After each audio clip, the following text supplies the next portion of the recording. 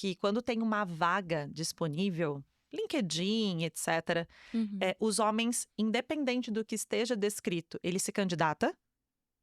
As mulheres avaliam item por item da descrição e se tiver um item que ela não se sinta capaz o suficiente, falta o suficiente, ela não se candidata, ela não se permite nem sequer Sim. ser avaliada por quem tem o poder de tomada de decisão.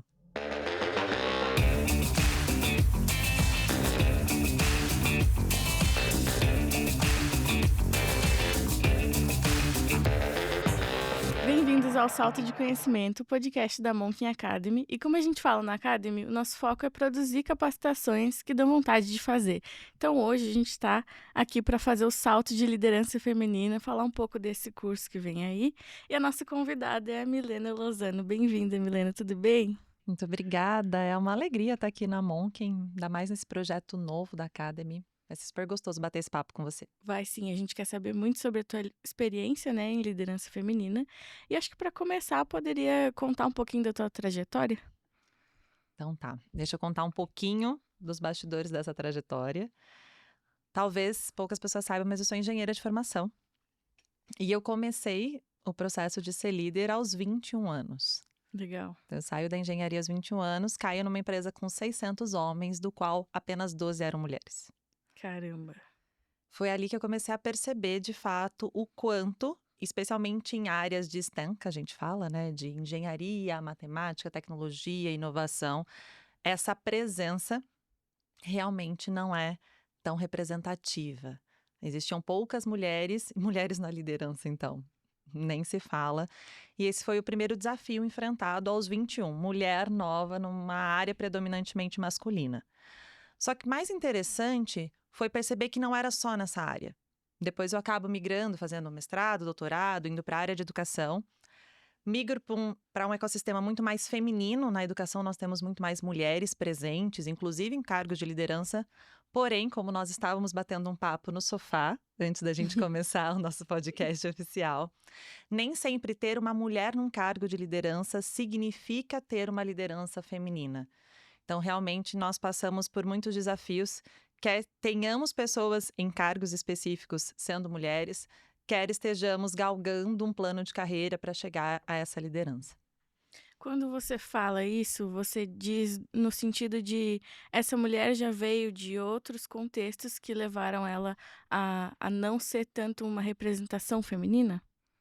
Se a gente for pegar historicamente, quando a gente olha para uma mulher, né, que chegou a esse cargo de liderança, nós vamos observar que as mulheres elas entram para o mercado de trabalho no período entre guerras. E muitas são convidadas, inclusive, a se retirar desses cargos e voltar, né, a um contexto mais familiar pós isso. Quando a gente chega na década de 80, que começa a se olhar, né, um pouco para esse movimento, nós vamos ver que as mulheres que chegavam à liderança, elas ainda representavam modelos masculinos.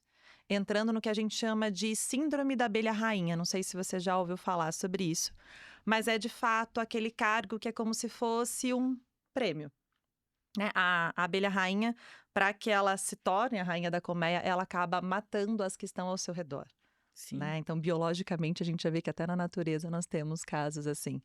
Quando se dava uma única cadeira na década de 80 e 90 para uma mulher representar o ambiente, né? Outras mulheres, seja num conselho, né? Seja na diretoria, enfim, você sabia que existia um único cargo.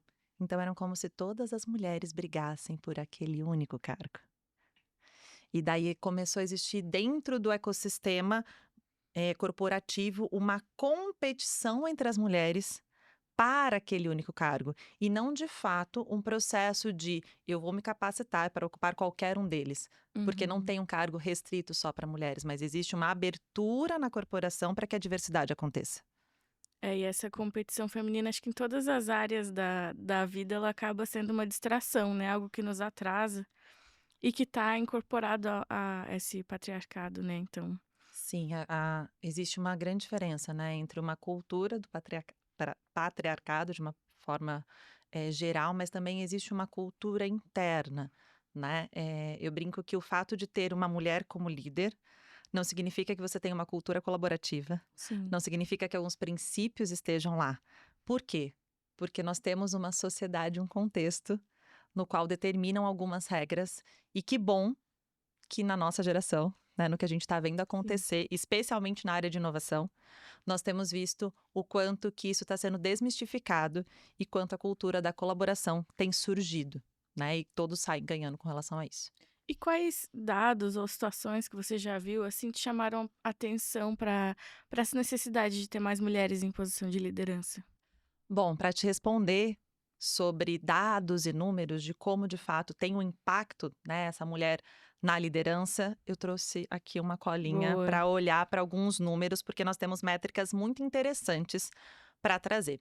O primeiro ponto, eu quero olhar para dados históricos. Então, na década de 80, nós tínhamos 2% das mulheres ocupando cargos de executivas, de lideranças, nas empresas da Fortune 500. Nossa, 2%. 2% há 40 anos atrás.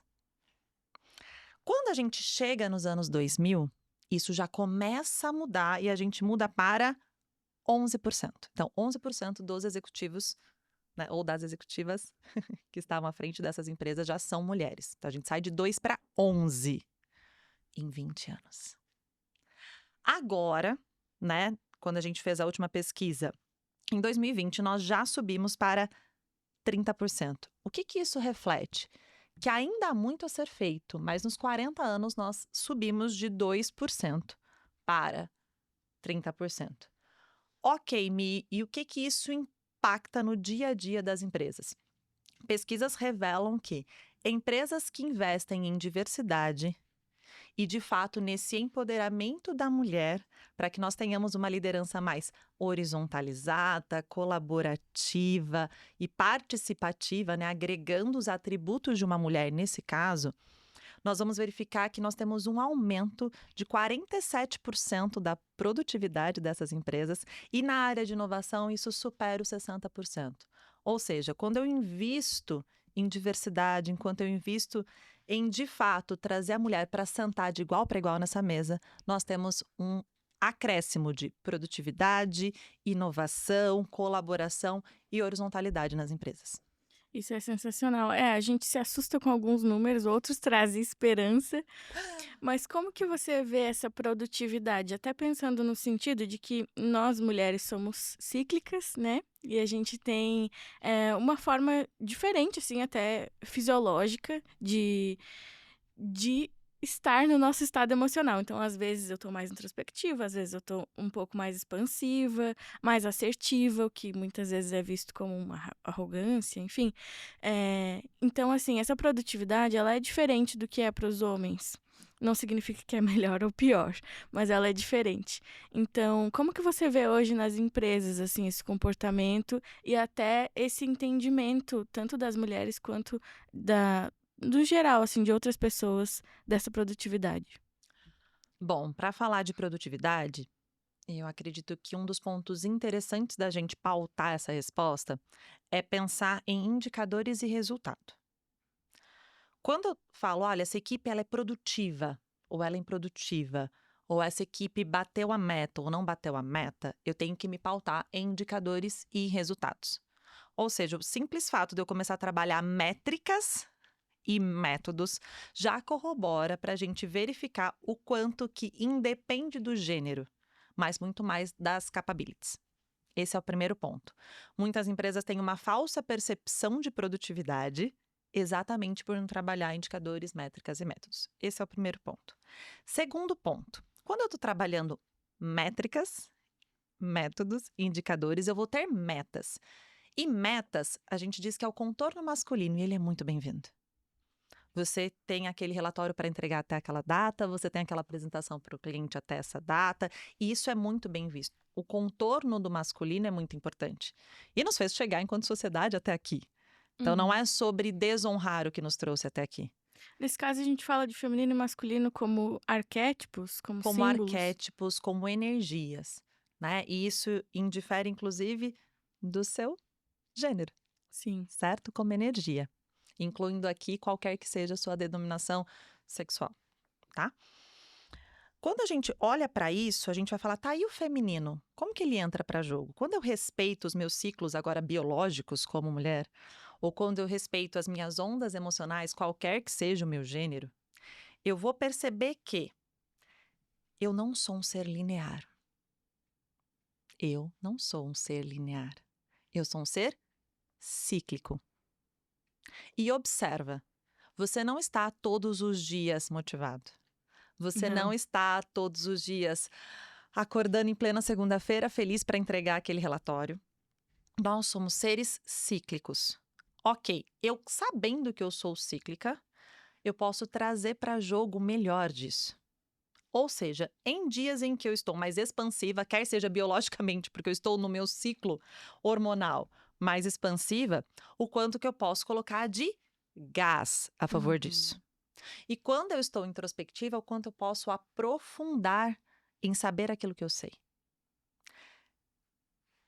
Vamos para a parte prática disso. Eu gosto muito de trazer uma praticidade para esse processo. Você só vai conseguir trazer essa energia feminina, os teus ciclos e respeitar isso quando, antes de tudo, você se conhece e se respeita. Por isso, em toda jornada, em toda roda de conversa, eu falo: não terceirize. Primeiro é o trabalho sobre si, depois é o trabalho sobre o outro, depois é o trabalho sobre o trabalho. Primeiro eu vou trabalhar em mim. Porque eu não Sim. posso também, pensando ainda mais no ambiente corporativo, terceirizar isso. Ah, é porque hoje eu tô de TPM, eu vou surtar. Não, não, não, não. Ninguém na equipe tem culpa por isso. Ah, é porque hoje eu tive uma discussão pessoal, né? Alguma questão familiar. Não. Tá, mas respeitando isso, fazendo o trabalho sobre mim, né? Fazendo a minha gestão das emoções, equilibrando isso, como que eu faço o trabalho em equipe? E como que eu faço o trabalho sobre o trabalho? Eu acredito que uma das coisas que seriam mais importantes para as nossas equipes e corporações é que cada um primeiro fizesse o trabalho sobre si. Para daí que a gente pudesse fazer em equipe o nosso melhor, sejamos mulheres, homens, Sim. né? E qualquer que seja de fato a denominação que a gente se dê. Um trabalho interno, né. É, até essa questão que você citou da TPM foi algo que ficou completamente pejorativo, né, Distorcido, né? distorcido. Então, "Ai, ela tá brava, ela tá de TPM", é algo uma frase machista, assim, que se usa e que acaba sendo usado para reduzir as mulheres mesmo a uma ação, a uma fala, às vezes uma explosão que acontece, assim, né, em algum momento. E até pensando nisso que você falou de se respeitar, me veio à mente a ideia de dizer não, que às vezes é muito difícil pra gente, né. Então eu tô num momento mais introspectivo da minha vida mesmo, assim, ou da minha semana, e eu não quero fazer aquela apresentação, eu não quero fazer aquela palestra, enfim. E aí eu preciso também entender o meu limite ali para não me forçar a fazer algo que às vezes o resultado nem vai ser tão legal, porque eu não estava no meu dia de ser mais expansiva e comunicativa, né. O respeito, ele é algo que começa de nós por nós. Então, como você disse, né? Como que de fato eu consigo trazer a habilidade de dizer não para respeitar os meus ciclos? E, bom, eu venho de um ambiente muito masculino e muito tóxico em alguns contextos. E foram várias as frases. Ah, é porque ela tá de TPM. Ixi, o namorado dela dormiu de calça hoje. Nossa, o que que Nossa. aconteceu? Sua mãe surtou hoje de manhã? E o quanto que isso falava, nossa, realmente eu não sou capaz para ser líder. Nossa, realmente eu devo ser, né, surtada emocionalmente. Você acaba não se considerando capaz. E daí tem algo que você falou que me toca muito, que é sobre a coragem de desagradar. Aliás, já fica aqui a dica para quem está escutando esse podcast, né, o Salto de Conhecimento. Você já viu, né, seja o documentário no Netflix, sejam os livros ou a pesquisa da Brené Brown, né, Uhum. que a coragem de ser imperfeita, a coragem de desagradar, a coragem Sim. de colocar limites. Nós mulheres fomos criadas numa sociedade para sermos agradadoras de plantão. Uhum. O que é ser uma agradadora de plantão? E isso é muito caricato. Você vê as mulheres entrando nas equipes como se elas vestissem um letreiro. Como posso te ajudar? E você vê uma equipe, às vezes, produzindo muito, porque tem muitas mulheres com essa plaquinha o tempo todo. Como que eu posso te ajudar? Ou melhor, como eu posso ser agradável para você? A custa elevada de uma pressão interna emocional muito grande. Que Uhum. em momentos de TPM ou que em momentos de estresse e pressão, e a engenharia ensina muito isso, né? Você de fato estuda a resistência de materiais através de pressão e temperatura. Eu vou colocar pressão, eu vou subir a temperatura para eu ver até quando aguenta. Uhum. E o ambiente corporativo, em geral, ele é um ambiente de alta temperatura e pressão. O que me torna mais maleável, então? Eu fazer essa gestão e colocar limites. Eu sei que eu consigo ir até essa temperatura. Eu sei que eu consigo aguentar esse tanto de pressão. Ok, Controlar a temperatura e a se eu pressão. controlar a temperatura e pressão, interna e externa, como mulher eu vou conseguir dar muito mais. Porque pensa, numa sociedade em que te criou para você agradar e no qual a experiência do cliente é rei, você concorda comigo que mulheres num time faz com que o cliente seja muito melhor atendido? Faz com que a gente, ao perceber o job to be done desse cliente, consiga entregar muito mais inovação? Ou seja, não é um atributo ruim. Ele só precisa ser colocado na mesa de forma correta, não a qualquer custo, né? Entendendo que pelo fato de você andar com uma plaquinha, como posso te ajudar, não significa que você é perfeita, não significa que não sejam necessários. E daí eu deixo muito essa dica que você possa olhar para isso, porque talvez é esses nãos que você não tá dando, que tá aumentando essa temperatura e pressão interna, e muitas das vezes você tá espanando na hora que era para você mais brilhar, que é a hora de apresentar um relatório, que é de fato na hora de subir no palco, que é de fato na hora de se posicionar numa reunião em que não estão mostrando o verdadeiro valor do teu trabalho. Só que você já tá com tanta temperatura e Já tá pressão que mais uma desgastado. dose explode. Sim, é. E você vê outros desafios além de todos que a gente falou, né, de Além de dizer toda essa lista. dessa lista, você vê outros desafios, assim, que você sente que a gente tá conseguindo conquistar outros caminhos e até avançar um pouquinho mais? Eu vou falar sobre a minha jornada. Como que eu tenho me permitido transpor vários desafios, além desses que a gente trilhou aqui, né, no nosso papo, quanto visto outras colegas que estão em grandes cargos de liderança, né, realmente chefiando setores, sendo CEOs, empreendendo, né, enfim, que é de fato se permitir ter uma rede de apoio. E eu queria Muito colocar aqui muito importante. a diferença entre um grupo de amigas e uma rede de apoio. Porque isso é totalmente diferente, eu acho muito importante salientar isso. Um grupo de amigas são pessoas que têm o mesmo valor que você, que de fato às vezes compactuam talvez da mesma fé, ou né, veio da mesma cidade, ou da mesma faculdade, ou tá ali no seu ambiente de trabalho, você tem amigas no seu ambiente de trabalho, Afinidades, né? afinidades em geral, ponto. E é muito importante, eu não estou dizendo que não seja. Só que isso é muito diferente de uma rede de apoio. O que que é uma rede de apoio?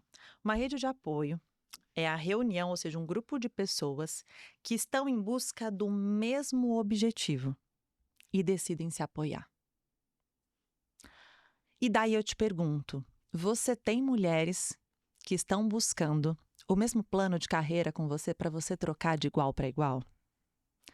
Se você empreende, você senta com outras empreendedoras para falar de igual para igual sobre os desafios de empreender? Se você está no setor de inovação, você senta com outras mulheres. Por que outras mulheres? E daí aqui é algo que eu gosto muito de deixar claro. Será que você não está procurando muitos homens para ser sua rede de apoio que não vivenciam os mesmos desafios que você? Nossa, mas aí você me pegou grandemente. Você tem um grupo de mulheres tão fodas quanto você, que estão buscando chegar onde você quer chegar, para sentar de igual para igual e falar de bastidores. Porque rede de apoio não é palco. E daí é diferente de grupo de network. É diferente de você ter uma roda, às vezes, que você vai compactuar sobre valores, como a gente estava falando, e afinidades. Tá, eu tenho um grupo de mulheres tão fodas quanto eu, que desejam chegar onde eu quero chegar, e eu tenho um espaço seguro para falar aquela trinca na parede. Porque lembra da coragem de ser imperfeita que eu Uhum. acabei de trazer? É uma hora em que eu posso ser vulnerável. Eu vou tirar a armadura de diretora foda, eu vou tirar essa armadura, né, de alguém que tá lá brigando por aquela equipe, eu vou tirar e eu vou estar aqui de igual para igual e falar assim: Nossa, tá super desafiador isso com a minha equipe. Nossa, eu tô pleiteando tal questão para o meu setor e na mesa da diretoria tá acontecendo isso, isso e isso. Nossa, eu tô buscando tal posição e eu tô enfrentando essas barreiras. Se você, mulher, não tem uma rede de apoio, e eu te falo porque por muito tempo eu não tive, provavelmente tem bastidores que só você sabe. E como só você sabe, você só tem um ponto de vista para resolver. Com um ponto de vista, você não tem as melhores soluções e provavelmente é onde você está errando. Você tá enviesado, né? Você está enviesado. Quando a gente fala de setores de inovação, quando a gente fala da área educacional, quando a gente fala de setores que são muito pragmáticos em até alguns aspectos e ao mesmo tempo muito sem contorno em outros, se você não tiver uma rede de apoio para te dar estrutura e suporte, provavelmente você tende a cair nos mesmos erros que todas as outras cometeram antes. E talvez por isso nós estejamos apenas em Verdade. 30% dos cargos. Você sabe que eu até relaxei um pouquinho na cadeira quando você começou a falar. Porque quando a gente conversou um pouquinho nos bastidores, né? E eu falei pra você que eu senti uma certa dificuldade em liderar homens. E isso é algo que eu não dividi em outros lugares, porque eu sentia que não ia ter muito pra onde ir com aquela fala, né? E aí, quando eu falei pra você, eu já senti essa abertura, esse olhar. Então, realmente é muito importante até dedicar esse tempo pra conhecer essas pessoas, em que você consegue ter esse apoio, né? E não só ser, como você falou do networking, não só ser o brilho que tá dando certo, mas também o que você precisa de ajuda. Então, tempo pra criar essa rede de apoio, pra não ficar superficial, né? Às Eu vezes a gente falo não que é você dedica. tirar da testa o como eu posso te ajudar, que nisso nós somos excelentes, seja para o nosso cliente, seja para a nossa equipe, seja para quem está conosco, né, os nossos stakeholders, mas é se permitir colocar a placa, eu preciso de ajuda nisso. Sim, Isso não é ser menos, pelo contrário, é crescer mais. com certeza. Eu acho que esse desafio até de liderar diferentes equipes, né? Não só liderar Uhum. homens, liderar mulheres, mas liderar diferentes equipes, às vezes ele é barrado por essa síndrome de impostor, essa sensação de: "Mas será que eles vão confiar em mim? Será que eu vou ter crédito? Será que eu vou ser uma autoridade?". Você já sentiu alguma coisa do que eu falei aqui? E como que você passou por isso, se você sentiu? Bom, você trouxe um elemento muito comum nas rodas em que eu participo, que é a síndrome da impostora. Que é essa sensação interna, para quem nunca ouviu falar, de eu não sou boa o suficiente. E é como se tivesse uma impostora dentro de você que a todo momento você fala: vão descobrir. Vão descobrir que eu não sou boa o suficiente para ocupar esse cargo de diretora, não sou boa o suficiente para apresentar esse projeto, não sou boa o suficiente para subir nesse palco, porque eu e não fulana, porque eu e não ciclano. E realmente, quando a gente está num ambiente em que por muito tempo foi dito que a mulher não era boa o suficiente para estar ali, Sim. isso ecoa até culturalmente falando. E daí, a pergunta primeiro foi se eu já passei muitas vezes. Aliás, a síndrome da impostora, eu acredito que seja algo que quem já vivenciou vai trabalhar internamente sempre, porque cada passo que você dá, cada nova escalada de carreira, ela te É. visita novamente. Ela te visita e fala: Oi! Ela sai das cortinas: "Oi". Ela sai das cortinas, né? Sabe assim, já sou boa o suficiente para ser coordenadora. E você recebe o convite para ser gerente. Você fala: ai, meu Deus, gerente não. Nossa senhora, né? E você Sim. Será que eu tô começa, será que estou preparada? preparada? E isso, até inclusive, em pesquisas da área de recursos humanos, diz que quando tem uma vaga disponível, LinkedIn, etc., Uhum. os homens, independente do que esteja descrito, ele se candidata. As mulheres avaliam item por item da descrição e se tiver um item que ela não se sinta capaz o suficiente, falta o suficiente, ela não se candidata, ela não se permite nem sequer Sim. ser avaliada por quem tem o poder de tomada de decisão. Olha só isso, olha o tamanho do Tamanho disso. bloqueio. Eu tenho 99%, 90% das capabilities e eu não me candidato porque eu não sou 100% perfeita. Olha isso. É. Aí você pega um homem que quando ele tem 50%, se eu não me engano é de 50% a 60%, eu não me É, recordo, ele já se ele candidata, já se porque ele candidata. tem 50% de chance de dar certo. A gente poderia olhar por esse lado também. Exato. É por isso que mulheres que estão nos ouvindo se candidatem. Se É, permitam, se permitam. Você tem 50%? Isso já é 50%. é. Né? Já é. E quando você estava, nessa empresa, você tinha 21 anos, você falou, né, majoritariamente masculino o ambiente, você tinha noção do que estava acontecendo ali? Você foi mais no flow? Como que era para você, sendo tão jovem e passando pelos desafios que você estava passando? Eu não sei se isso foi uma graça ou um processo, mas eu comecei muito jovem, né? Como você disse, começar muito jovem, num cargo de liderança numa empresa predominantemente masculina. Como foi? Primeiro ponto, eu não fazia ideia disso. Por quê?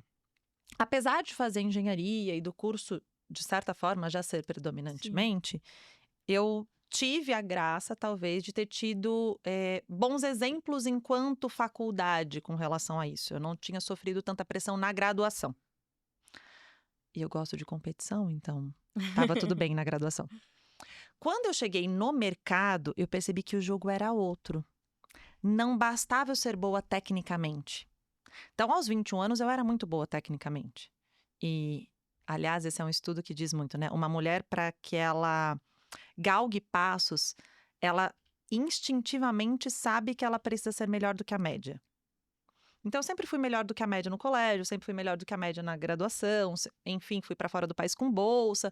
Eu sabia que eu era melhor do que a média. E talvez você que está nos assistindo, você sabe que você é melhor do que a média. Você está num cargo de liderança, você sabe que você é melhor do que a média. Só que quando você vai para jogo, e a gente estava falando sobre isso, na teoria a prática é outra, o treino versus o campeonato é outro jogo. Sim. Eu acreditava aos 21 anos que ser boa tecnicamente era o suficiente. E que eu só precisava me provar como boa tecnicamente. Tanto que, nesse cargo em específico, eu apresentei o único projeto aprovado do Estado para 7 bilhões. E só me deram valor quando chegou o dinheiro. Nossa, de quem que é essa RT aqui, sabe aquela coisa Nossa, assim? Nossa, daquela menina. Aliás, eu nem sei quanto tempo eu fui chamada de de menina. menina. Ah, chama aquela menina que resolve. Chama aquela menina que... Quando eu falava menina, gente, eu tinha uma raiva. Depois dos 35, você agradece quando te chamam de menina, ok? Antes, quando você tá mais perto dos 40, você fala, ai, que bom, pode chamar de menina. Mas quando você é nova, você detesta ser chamada de menina. E eu era chamada de menina. Ah, aquela menina aqui, aquela... Tal. É que parece que não estão te levando a sério, É, né? né? E eu debatia projetos com prefeitos, com grandes organizações, enfim. Aí pensa, eu e o prefeito e a menina, sabe assim? Era Uhum. mais ou menos isso.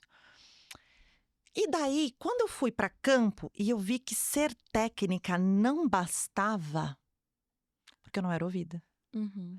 Ser técnica não bastava porque os meus liderados, às vezes de propósito, faziam o contrário, né? Para que o Hum. meu indicador não aparecesse e eles voltassem a ser liderados por outro engenheiro, não por uma engenheira. Eu comecei a ver que o jogo era outro.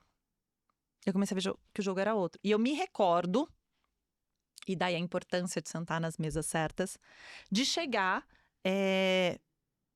Eu tinha uma liderança muito grande na graduação, que era uma coordenadora, eu fui falar com ela. Falei, Renata, como você fez? Porque as pessoas não me escutam. E eu tô preocupada, porque eu me preocupava muito com os indicadores, com os números, com os resultados, era o meu nome. E daí ela falou, não é só técnica. Você vai precisar desenvolver outras habilidades. Você vai precisar reconhecer o seu sistema de pressão e temperatura. Porque eu Sim. sempre fui um pouco explosiva. Então, foda-se, sabe? Uhum. Era isso aí, mais ou menos. Eu precisei entender de inteligência emocional. Eu precisei estudar sobre gestão de equipes. Eu precisei entender que não era só sobre falar bem, porque isso eu falava. Era sobre uma comunicação interpessoal que fizesse o outro ouvir. Acho que a gente cai muitas vezes nessa cilada de como ser ouvida. Fale. Não é só falar, não é só estar ali na reunião, enfim.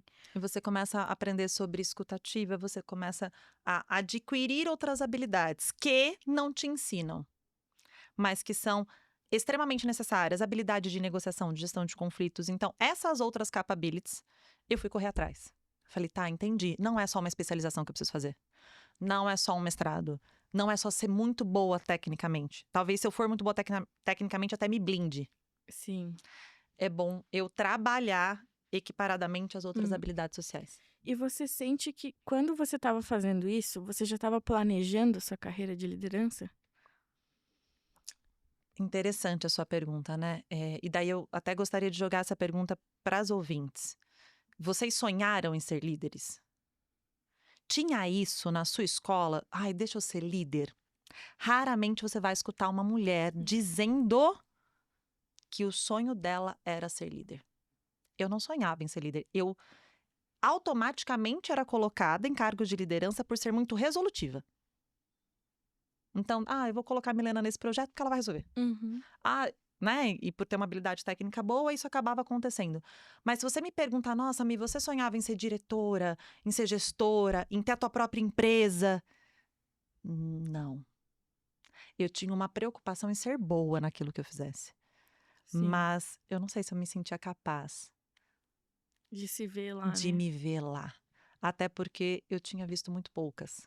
Né? Eu não tinha um exemplo familiar, eu não tinha um exemplo da minha zona de convívio, até porque eu venho de uma família um pouco humilde, de mulheres que tinham chegado lá. Uhum. Hoje eu acredito que isso esteja muito melhor. Você consegue chegar numa organização, olhar e falar: olha só, não tem só homens brancos héteros de camisa azul? Ah, que bom. É possível. Porque antigamente você chegava e falava: cara, eu vou chegar no máximo à liderança intermediária, porque depois da liderança intermediária não tem ninguém. Ou se tem, aquela mulher não me representa, porque se for pra ser assim, eu não quero ser.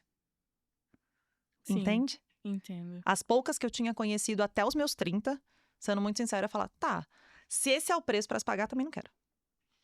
Se eu precisar virar uma, como é que é? Um homem no corpo de uma mulher sendo tão escrota quanto, me desculpa, mas eu não vou ser. Se isso é ser uma executiva, se isso é pagar o preço de ser uma executiva, não, muito obrigada. Eu vou trilhar outro caminho.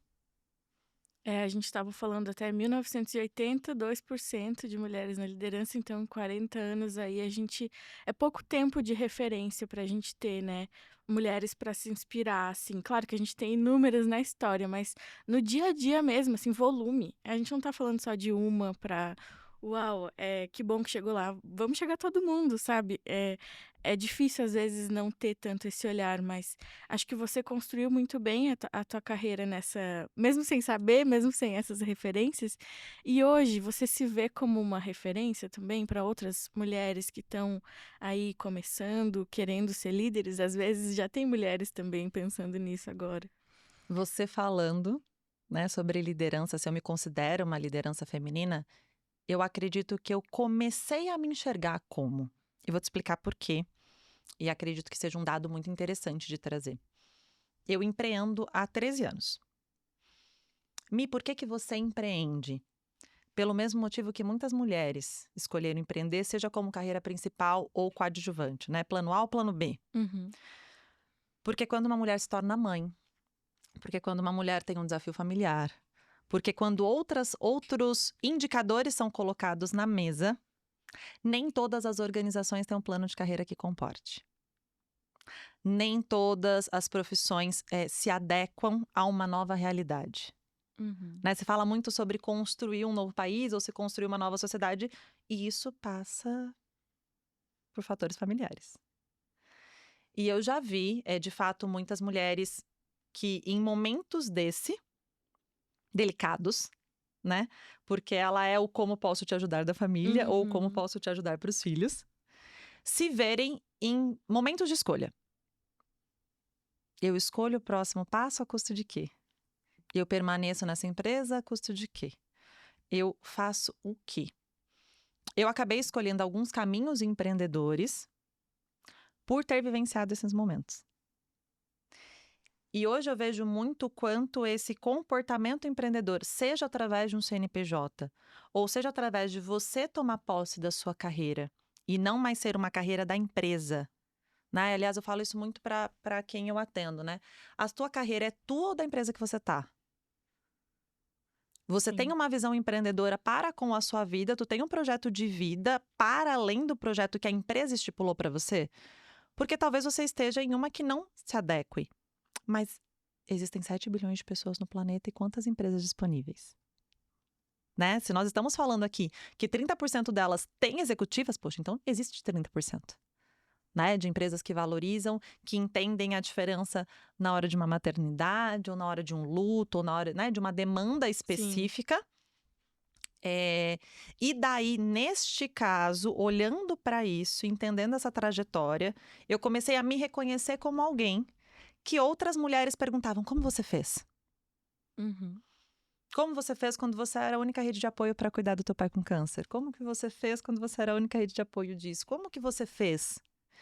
E eu sempre respondi: foi quando eu deixei de terceirizar e comecei a ser uma intraempreendedora, a ser uma empreendedora da minha carreira, a usar esses comportamentos a meu favor. E não mais terceirizar e falar assim: é culpa da organização X ou do mercado Y. Não, não, não, não. O contexto é esse, sem filosofia. A sociedade é assim. Nós Uhum. estamos em transição, mas ela ainda não é perfeita. Eu preciso tomar posse disso. E comecei a fazer os meus planejamentos e orquestrar para que funcionasse de uma forma que funcionasse para mim. E daí, quando funciona para você, a gente lidera muito mais por exemplo do que por palavras. Esse exemplo fez com que pessoas se aproximassem para me perguntar como. Sim. Então, foi mais um reconhecimento externo do que interno, tá? Eu ainda quando falo, você é uma liderança feminina, eu falo, estou em construção, deixa eu trabalhar minha sabotadora interna para assumir esse espaço, porque eu sei que eu já atendi muitas mulheres. Mas eu acredito que ainda é uma construção de reconhecimento, como muitas que assumem cargos e precisam reconhecer ao longo da trajetória. Sim. Mas você é, parênteses. Você falou um pouco sobre, essa parte até mais específica, pessoal, do seu pai, desse momento da tua vida, e você trabalha muito com os 3 Cs, né, que é contexto, consciência e comunidade. E aí, quando você falou isso, me trouxe essa memória. Como que foi para você, então, viver esses momentos mais pessoais, em que você precisava colocar a tua atenção ali para tua família, mas você também tinha em algum lugar, tinha o teu trabalho e em algum lugar tinha o pensamento da carreira, talvez, pairando ali na tua cabeça. Bom, vou falar um pouquinho então sobre contexto, conhecimento, né, consciência E e comunidade. comunidade, e o quanto que isso impacta, seja a sua vida profissional, seja a empresa no qual você está, ou seja a sua vida pessoal. Eu acredito que tudo dá Sim, para se resumir. Eh, Antes da gente trabalhar consciência, né, ganho de consciência e conhecimento, é muito importante a gente entender o contexto. Então, em que contexto está a tua empresa hoje? Em que contexto está a tua carreira hoje? Em que contexto estão as vidas que compõem essa equipe? Porque empresas são feitas de pessoas para pessoas. Nós até brincávamos no nosso sofá antes do podcast, né? Estamos aqui no cubo do Itaú e existe uma estrutura, mas ela só é viva porque tem gente dentro. Né? Então, a sua empresa tem uma estrutura, um organograma, o seu projeto, mas ele só vai ser vivo porque tem pessoas que o compõem. E essas sim, pessoas têm objetivos, sonhos, metas, elas têm contextos, né? E às vezes alguns contextos desafiadores, como você trouxe, contextos familiares, contextos pessoais, que é muito importante você, enquanto líder, ter ciência disso. Ok, eu analisei o contexto, eu fiz um bom diagnóstico, eu entendi o que está acontecendo ali. Comigo, com os meus, com a organização naquele momento. Ok. Qual é o ganho de consciência necessário para que a gente possa ir para o próximo passo? Então, qual é o ganho de consciência, qual o conhecimento, qual capability, né? Qual formato é importante eu trazer de estrutura mesmo para ganho de consciência meu e da minha equipe para eu dar o próximo passo? E daí, enquanto indivíduo e enquanto organização, porque a gente sim. se soma. Tá, ok. Eu já trabalhei, então, o ganho de consciência, todo mundo tem mais ciência do que está acontecendo, de quais são os passos necessários. Isso por si só é suficiente? Eu falo que isso é o famoso 80-20. Isso te ajuda, mas não te torna alguém capaz no longo prazo. Isso soluciona no curto. É a mesma coisa de você pegar um livro. Quando você está lendo o livro, ele está vivo em você. Então, ele te ajuda no curto prazo. Qual a diferença das pessoas que internalizam e integram os conceitos desse livro para a vida? Quando elas têm um ecossistema de suporte. Aí é uma comunidade. Assim como a gente fala que não basta uma pessoa, né, para criar um indivíduo, você precisa de uma tribo inteira. Não basta uma liderança feminina ou uma equipe estruturada para fazer essa revolução interna numa organização. É importante uma comunidade interna Sim. para ser uma rede de suporte, como a gente estava falando, para de fato trazer longevidade para os resultados. E ao meu ver, isso é o grande diferencial das organizações ou das pessoas que estão construindo as suas comunidades para si, a sua rede de apoio, que estão dando um passo de consistência no mercado. Senão, me desculpe as palavras, mas vira aquele eventinho bonito para pôr no LinkedIn. Uhum. Que nem quando alguém, li esse livro, fiz este curso, né? E eu ponho aquela foto super instagramável, Uhum. mas o quanto que isso é verdade? O quanto que quem dentro dessa organização realmente foi transformado e aquilo é algo mais saudável? O quanto que da minha carreira de fato mudou? Você não vira mais um curso, mais uma mentoria, mais...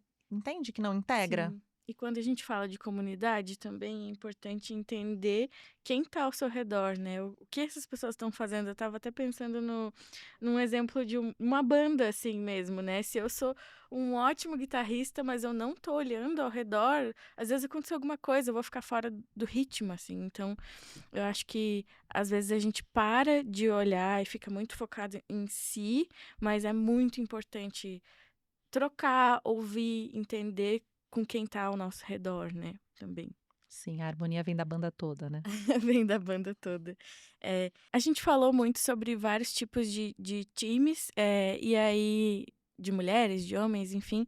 E eu esses dias estava falando com uma colega de trabalho e ela estava dizendo: Nossa, fiquei pensando muito em tal pessoa que tava passando mal, eu estava preocupada. Daí eu falei: Bem-vinda, porque ela tá começando a ser líder agora. Eu falei: Bem-vinda, agora você vai ter um quartinho para cada liderado dentro da sua cabeça de como eles estão se sentindo, do que tá acontecendo. Fulano tá com febre, fulano passou mal. E aí eu fiquei pensando que talvez eu tenha isso também porque eu tenho um time de 7 pessoas. Se eu tivesse um time de 20 pessoas, eu já não sei como é que seria.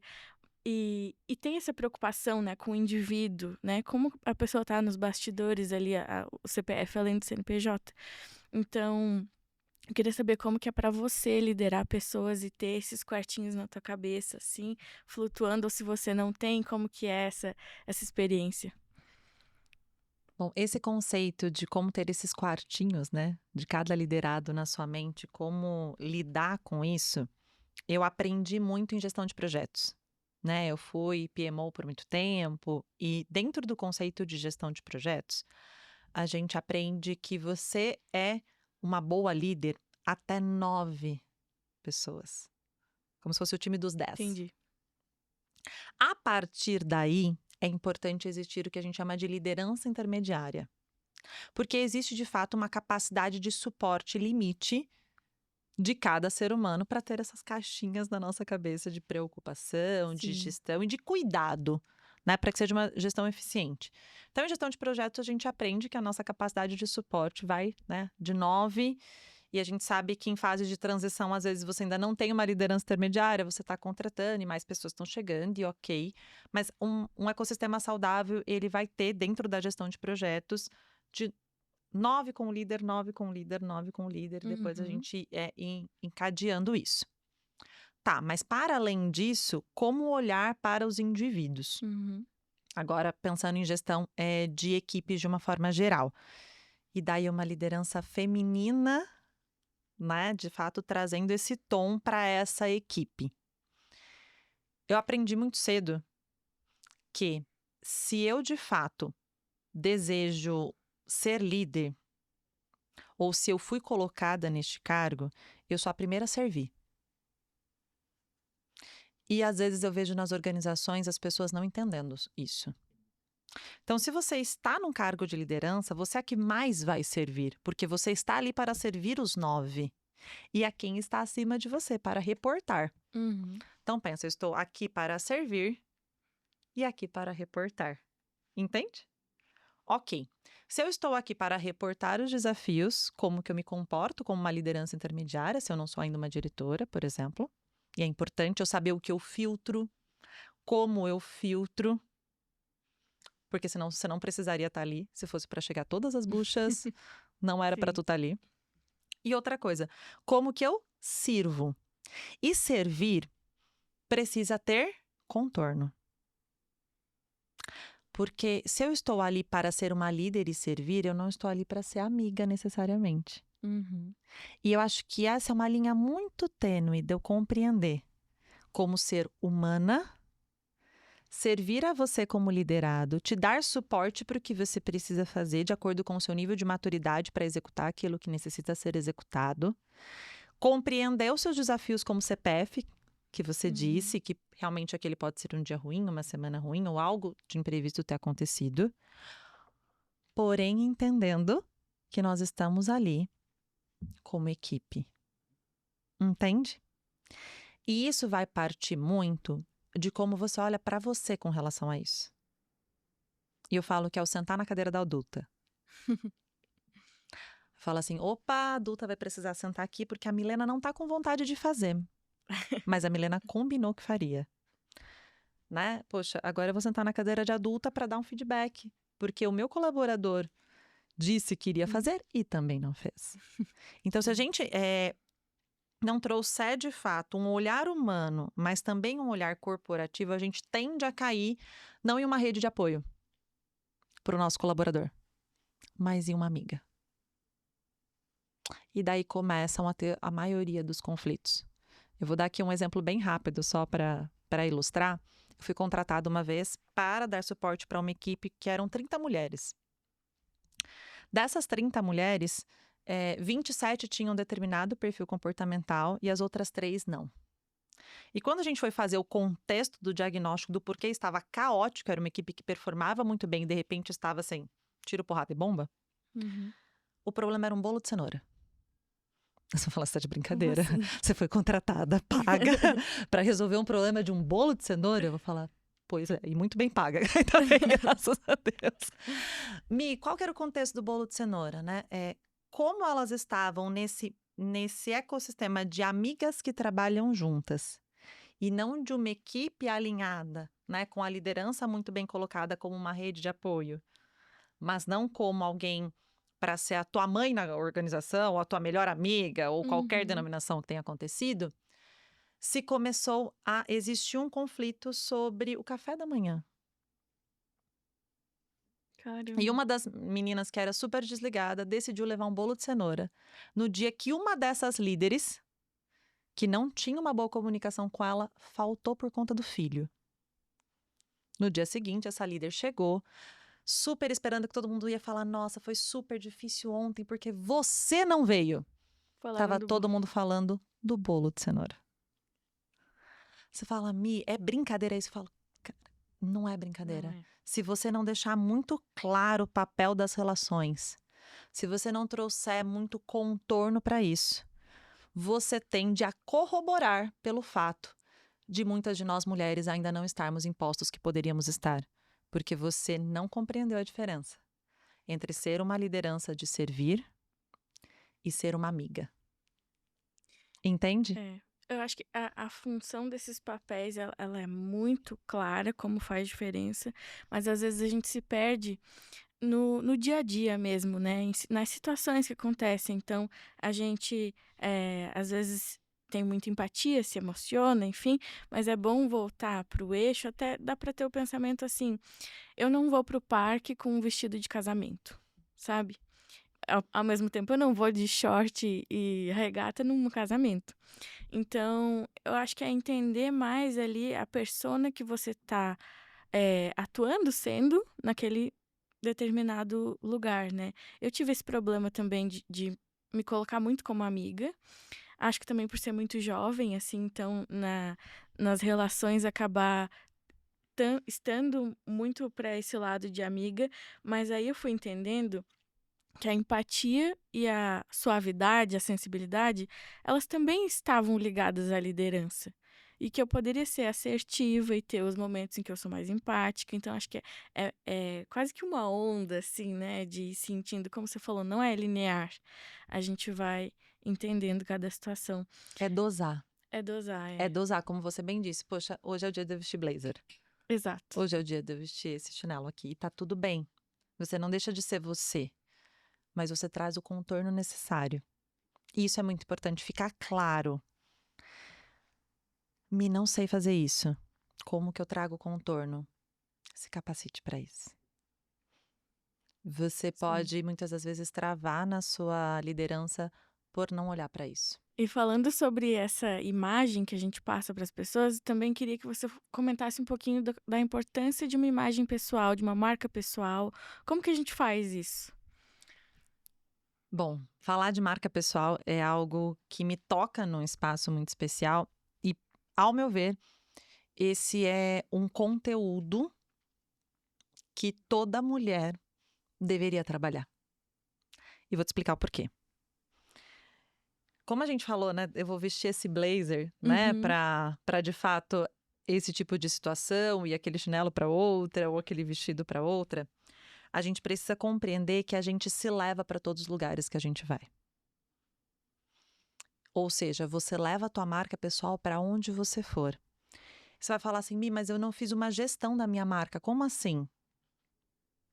Deixa eu te contar uma coisa. Você tem uma marca fazendo gestão ou não?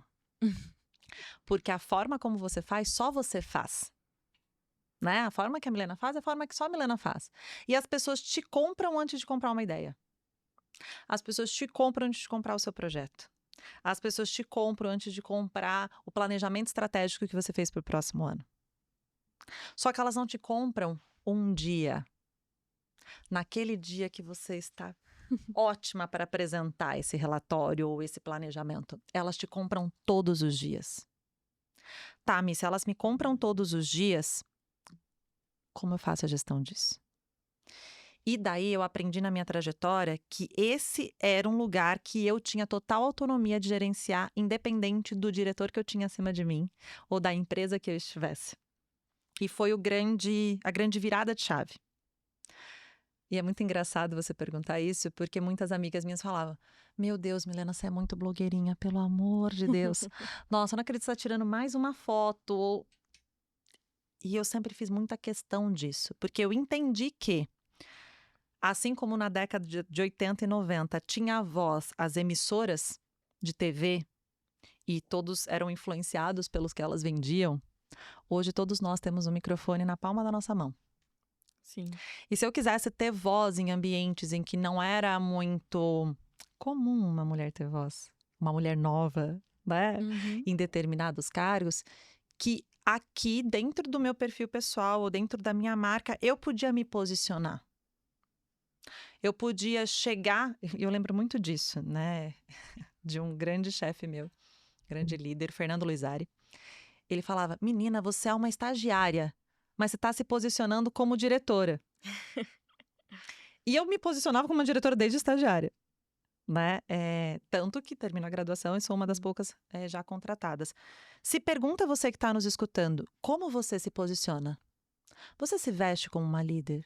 Você se comunica como uma líder? Você se posiciona como uma líder? Como são as suas comunicações para além da sua equipe? Se eu entrar hoje no seu LinkedIn, eu consigo te reconhecer como uma líder? Se eu entrar hoje no seu Instagram, eu consigo te reconhecer? É clara a tua marca pessoal?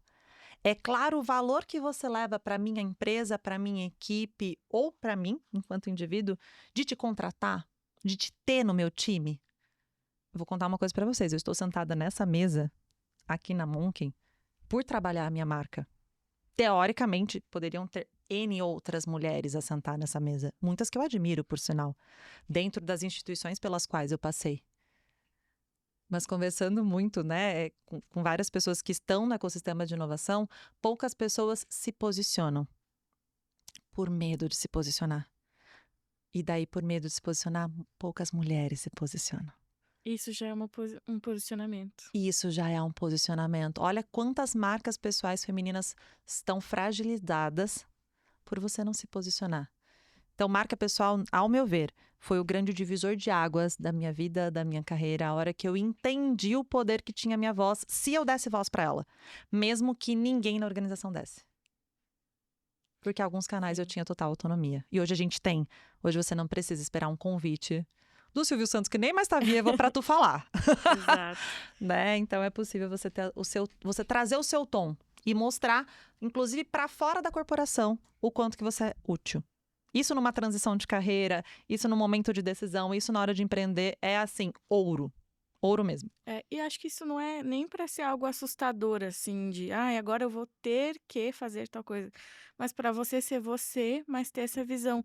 No dia a dia, eu percebo que o modo como a gente reage às coisas também acaba gerando um exemplo, né, para os times. Sim. Então, recentemente até uma designer do meu time falou, Li, você deixa o ambiente muito calmo. E eu fico, às vezes tá pegando fogo, mas você tá calma e eu fico calma porque você tá calma.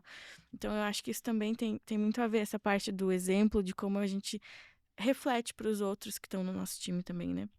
Com certeza, você trouxe uma palavra e, pensando em marca pessoal, reflita, né, quem tá em casa. Qual é a palavra que você é lembrada? Quando eu comecei a fazer minha gestão de marca pessoal lá, aos 23 anos, foi quando eu tive ciência desse conteúdo, tá? Uhum. Já tinha sofrido bastante na primeira organização. Eu lembro que as pessoas falavam, ai, você é tão fofa. Fofa. Na hora que eu recebi esse feedback, e eu te convido mesmo, pergunte para 10 pessoas que trabalharam com você ou que trabalham com você, a que palavras elas te associam. E eu fiz esse exercício lá atrás, antes de ser professora de branding e tal. Aí falaram, ai, você é tão fofa. Eu olhei e falei, cara, eu quero ser foda, eu não quero ser fofa. Eu quero que as pessoas olhem e falem, nossa, que foda trabalhar com ela. Não, ai, que fofa. Falei, se eu não gerenciar isso aqui, eu vou. Entende? A não ser que você trabalhe num ambiente que é importante você ser fofa, mas no meu caso Sim. não era. E eu fui trabalhar isso. Fui trabalhar isso. Poxa, é verdade. Acho que eu tô sendo muito cute, Soft. soft. E em locais que não são, eu preciso trazer posicionamento. Sim. E daí foi uma escolha. Não é um peso, é uma escolha. Uhum. É aquilo que a gente não tá mudando, a gente tá escolhendo, né? Exato. Mi, nosso papo foi incrível, sensacional mesmo, gostei demais. E eu queria que você falasse um pouquinho do curso de liderança feminina, como que vai ser, qual que é a expectativa. Bom, vamos falar então sobre a jornada de liderança feminina, esse movimento que a Monkin Academy está fazendo para, de fato, levar tudo isso que a gente trouxe aqui nesse podcast, nesse papo, né, nesse nosso salto de conhecimento, para dentro das organizações. E um dos pontos que é muito interessante da gente trazer é o diferencial. Como nós trouxemos, tem contexto, consciência e comunidade. Qual que é o salto? Qual que é o pulo, né? Uhum. Que a gente dá de diferente do que eu já tinha visto no mercado, e é por isso que eu disse sim para esse projeto. Você pode simplesmente contratar um curso, um e-learning ou uma forma de fazer que vá passar conhecimento. Isso é uma coisa. Outra coisa é você, de fato, construir com a tua comunidade interna um diferencial para que isso, de fato, transforme os resultados, os indicadores daquela empresa. E daí, nisso, eu sou muito suspeita para falar do jeito Monkin de fazer as coisas. Porque não é algo teórico, no qual nós vamos simplesmente passar o conhecimento, dados, estatísticas, panoramas, técnicas, mas, de fato, como que nós vamos conduzir isso para que essas lideranças femininas que estão nas organizações que são parceiras da Monkin Academy possa, de fato, transformar os seus resultados e elas tomem posse desse lugar de liderança que elas já são. Perfeito, maravilha. Isso vai funcionar como? Só para trazer um pouco de luz, né? Então, nós temos desde a construção desse contexto, ou seja, de um diagnóstico, para que você possa, de fato, compreender como está e ter um ponto de partida. O Waze diz, né? Eu estou aqui, eu quero ir aqui, essa é a melhor rota para ser traçada. Tá onde você está, para onde você quer ir, na representatividade ou nos resultados em que a liderança feminina pode trazer para sua organização. Tá, então vamos lá. Ponto de partida, ponto de chegada. Como que nós vamos construir esse trajeto com você? Nós vamos ter pílulas de conhecimento baseadas no Halma Rise, que de fato assim é um passo a passo para que você possa realmente mergulhar com relação a isso. Vamos ter cápsulas de ganho de consciência, porque nós sabemos, como eu lá atrás e como muitas, que nos faltam algumas capabilities. E daí vai ter marca pessoal, vai ter comunicação, enfim, vai ter Legal.